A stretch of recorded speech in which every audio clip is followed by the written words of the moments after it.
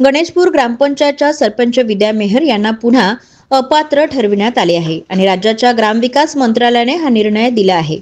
तर त्यांच्या विरुद्ध अपर आयुक्त नागपूर विभाग, मुख्य कार्यकारी अधिकारी जिल्हा परिषद भंडारा आणि गणेशपूर येथील गोवर्धन साकुरे यांनी अपील केली होती आणि या निर्णयामुळे गणेशपूर येथील ग्रामपंचायतच्या राजकारणाला पुन्हा आता एकदा कलाटणी मिळाली आहे। विद्या मेहर यांच्यावर 2023-24 करिता ग्रामपंचायतीचे अंदाजपत्रक तयार न करणे, 8 फेब्रुवारी 2023च्या ग्रामसभेमध्ये नियमबाह्यपणे ठराव जोडणे, बोगस देयक जोडून बेकायदेशीर खर्च दाखविणे, पदाचा दुरुपयोग करून जिल्हा परिषद शाळेसमोरील शासकीय सुलभ शौचालय पाडणे आदी आरोप करण्यात आले होते आणि यानंतर त्यांना विभागीय आयुक्तांनी अपात्र केले होते।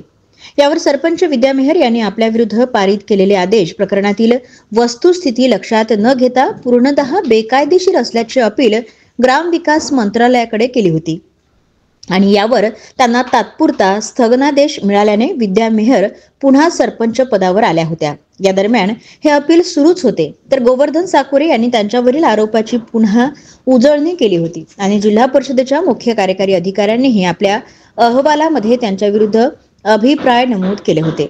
एवढेच नाही तर अपर आयुक्त नागपूर विभागाच्या 12 जानेवारी 2024 तारखेच्या सुनावणीमध्ये त्यांच्या विरुद्ध बाबी सिद्ध झाल्या होत्या आणि या सर्व बाबींचा विचार करता ग्रामविकास मंत्रालयाने विभागीय आयुक्तांचा आदेश कायम ठेवून विद्या मेहर यांचे अपील अमान्य केले आणि त्यामुळे आता त्यांच्यावर पुन्हा पद सोडण्याची पाळी आली आहे। मी गोवर्धन साकुरे, माजी ग्रामपंचायत सदस्य गणेशपूरला निवडणुका झाल्यानंतर निवडून आलेले सन्माननीय सरपंच सौ विद्या मेहर यांचा मनमानी कारभार सुरू झालेला होता। पैशाची अपव्यवहार सुरू झालेला होता। मनमर्जी कारभार, वाटेल त्या तिथे इमारती पाडणे, बिना परवानगीनं पाडणे, या सगळ्याच्या अनुषंगाने मी आयोगालयाला कंप्लेंट केलेली होती।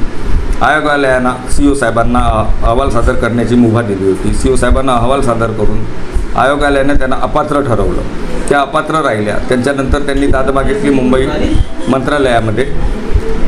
मंत्रालयामधून त्यांना तात्पुरता स्टे मिळालेला होता। आता हेरिंग सुरूच असताना त्यांना अपात्र करण्यात आलेलं आहे। आता त्या सध्या अपात्र आहेत आणि सरपंच श्री चितेश मेहर हे उपसरपंच असल्यामुळे सध्या ते प्रभारी सरपंच पदावर आरूढ झालेले आहेत।